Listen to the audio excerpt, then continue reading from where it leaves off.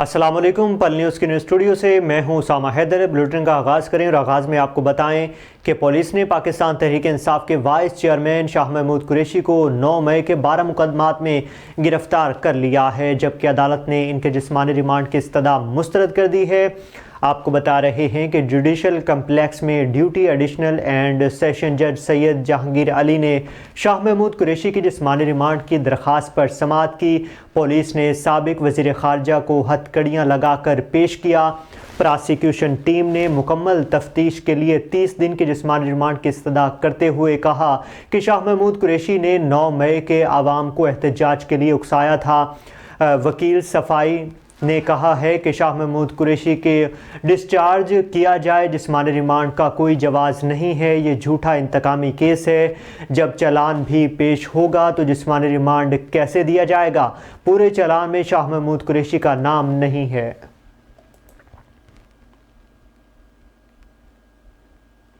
مانسیرہ سے سابق وزیر اعظم نواز شریف کے کاغذات نامزدگی منظور کر لیے گئے ہیں۔ آپ کو بتا رہے ہیں کہ ریٹرننگ افیسر این پدرا ہاجرہ سمی کے سامنے دونوں اطراف سے وکلاء نے دلائل دیے ہیں۔ پی ٹی آئی کی جانب سے نواز شریف کے خلاف دائر درخواست مسترد ہو گئی تھی۔ پی ٹی آئی رہنما اعظم سواتی نے نواز شریف کے کاغذات پر اعتراضات دائر کیے تھے۔ درخواست گزار کے مطابق آئین پاکستان کی روح سے کوئی عدالتی فارم سپریم کورٹ کے فیصلے سے منحرف نہیں ہو سکتا۔ نواز شریف نے اپنی تاحیات نااہلی کو سپریم کورٹ میں جائز لینے کی استدعا کی، جو درخواست مسترد کی جا چکی ہے۔ آپ کو بتائیں کہ امیر جماعت اسلامی سراج الحق نے کہا ہے کہ ہم عدالتوں کی بات کریں تو کارکردگی کے لحاظ سے دنیا میں 129ویں نمبر پر ہیں اور عدلیہ مراعات میں لینے میں ٹاپ 10 پر آتی ہے۔ لاہور میں میڈیا سے گفتگو کرتے ہوئے سراج الحق نے کہا کہ پاناما اور توشہ خانہ میں ملوث کرپٹ اشرافیہ مہنگائی کی ذمہ دار ہے۔ کرپٹ اشرافیہ کی وجہ سے 10 کروڑ پاکستان غربت کی لکیر سے نیچے زندگی گزارنے پر مجبور ہیں۔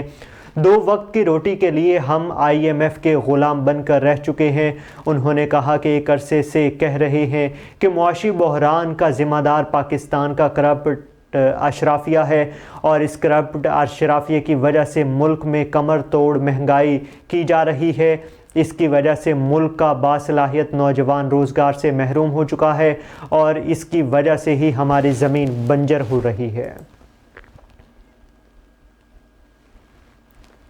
الیکشن کمیشن نے حکم جاری کیا ہے کہ تحریک انصاف سمیت کسی سیاسی جماعت کے امیدوار کو الیکشن لڑنے کے حق سے محروم نہیں رکھا جائے گا۔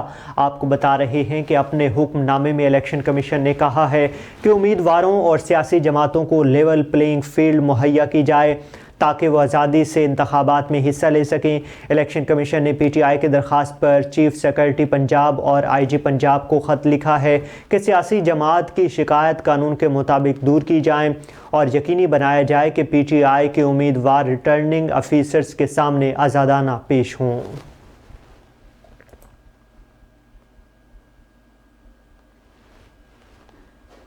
یہاں پر آپ کو بتائیں کہ اسلام آباد کی مقامی عدالت نے بلوچ یکجہتی مارچ کے گرفتار تمام 34 شرکاء کو ضمانت پر رہا کر دیا ہے۔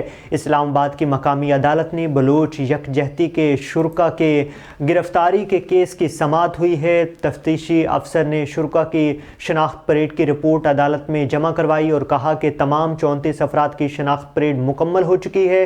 پولیس نے گرفتار ملزمان کو جوڈیشل ریمانڈ پر جیل بھیج دینے کی استدعا کی۔ عدالت نے ریمارکس دیے ہیں کہ ملزمان کو تو پیش ہی نہیں کیا گیا۔ تفتیشی افسر عدالت میں پیش ہوئے جس پر عدالت نے ملزمان کو جوڈیشل ریمانڈ پر جیل بھیجنے کا حکم دے دیا۔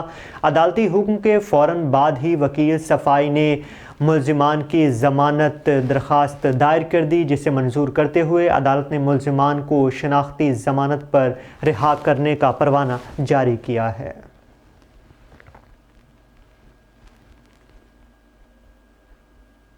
آپ کو بتائیں کہ فیصل آباد کے الائیڈ ہسپتال 2 میں سٹاف نرس واش روم میں مردہ حالت میں پائی گئی ہے۔ پولیس نے موت کو طبی قرار دے کر لاش ورثہ کے سپرد کر دی۔ الائیڈ ہسپتال 2 کے میڈیکل یونٹ 5 میں ڈیوٹی دینے والے سٹاف نرس فریحہ شاہد واش روم میں مردہ حالت میں پائی گئی۔ میڈیکل سپرنٹینڈنٹ ڈاکٹر ظفر اقبال کے مطابق سٹاف نرس فریحہ کچھ عرصے سے نفسیاتی مرض کا شکار اور بیمار تھی اور چھٹیوں کے بعد دوبارہ ڈیوٹی میں آئی تھی اور دوران ڈیوٹی اچانک انتقال کر گئی۔ پولیس نے قانونی کارروائی کے بعد واقعے کو طبی موت قرار دے کر لاش ورثہ کے حوالے کر دی ہے۔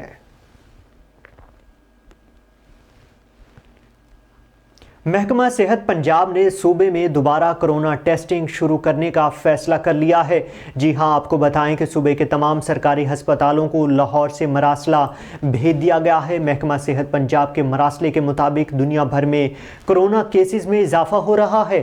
محکمہ صحت پنجاب کا کہنا ہے کہ ہسپتالوں میں تمام مشتبہ کیسز کی کرونا ٹیسٹنگ شروع کی جائے۔ محکمہ صحت پنجاب کے مراسلے میں مزید کہا گیا ہے کہ ٹیسٹنگ کے ذریعے ہی کرونا کیسز سے متعلق معلوم ہو سکتا ہے۔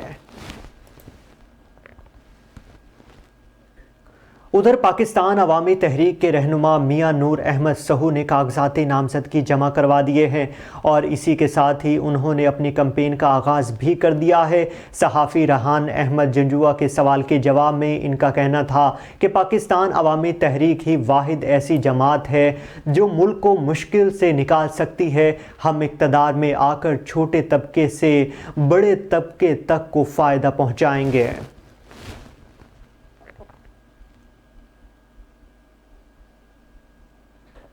وفاقی تحقیقاتی ادارے IFA امیگریشن سیل نے کوئٹہ ایئرپورٹ پر اٹلی جانے کے لیے پہنچے 2 مسافروں کو گرفتار کر لیا ہے۔ بتایا جا رہا ہے کہ دونوں مسافر جعلی سفری دستاویزات پر بیرون ملک جانے کی کوشش کر رہے تھے۔ ان گرفتار ملزمان میں فرحان احمد اور پرویز محمد شامل ہیں۔ حکام کے مطابق ملزمان کا تعلق گجرانوالہ اور شیخوپورہ سے بتایا جا رہا ہے۔ ان کے کوئٹہ ایئرپورٹ سے روانگی کی کوشش شکوک و شبہات کا سبب بھی بنی تھی۔ ان کا کہنا ہے کہ ملزمان کے پاسپورٹ پر لگی اسٹمپس کے حوالے سے بھی کسی قسم کا سفری ریکارڈ سسٹم میں موجود نہ تھا۔ حکام نے بتایا ہے کہ ابتدائی تفتیش کے مطابق ملزمان نے ایجنٹوں سے بھاری رقوم کے عوض مذکورہ ریکارڈز حاصل کیے تھے۔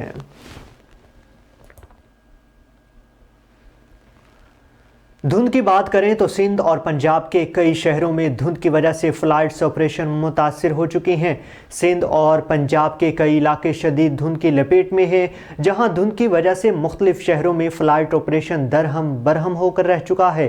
2 درجن سے زائد پروازیں منسوخ کر دی گئی ہیں، جبکہ درجنوں تاخیر کا بھی شکار ہیں۔ ادھر دھند کی وجہ سے M2 ٹھوکر نیاز بیگ سے منسلک تک تمام راستوں کو بند کر دیا گیا ہے۔ موٹر وے M3 فیض پور سے سمندری تک بند ہے۔ موٹر وے M4 پنڈی بھٹیاں سے فیصل آباد اور M5 شیر شاہ سے اش شریف ہر قسم کے ٹریفک کے لیے بند کیا جا چکا ہے، جبکہ موٹر وے M11 بھی بند ہے۔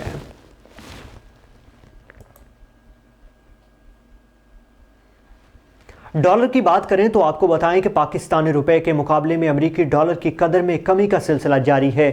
جی ہاں، آپ کو بتا رہے ہیں کہ آج انٹر بینک میں ڈالر 27 پیسے سستا ہوا ہے۔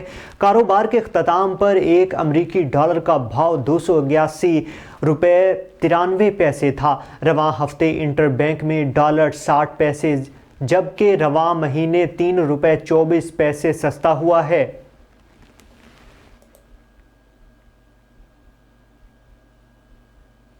ملک میں سونے کی فی تولہ قیمت میں آج اضافہ دیکھنے میں آیا ہے۔